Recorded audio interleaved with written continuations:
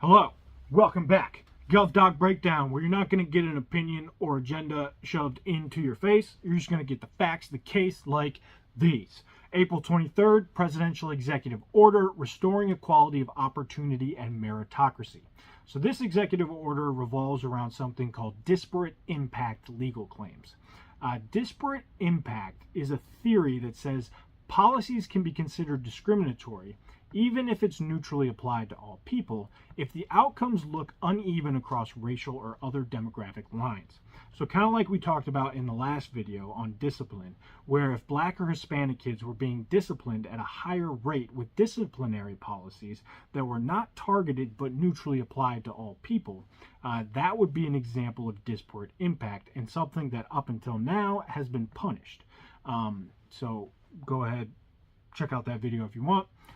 So the administration believes that this idea leads to race-based decision-making, hurts businesses, and undermines equal treatment.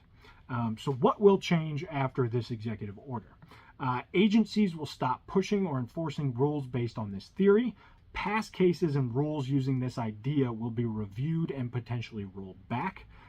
Also, employers will be given new guidance on how to fairly assess applicants without relying on factors like college degrees, etc. So an important thing here as well to mention that what is not changing, this order does not get rid of civil rights laws. It just changes how discrimination is defined and enforced at the federal level. So an important distinction to be made there.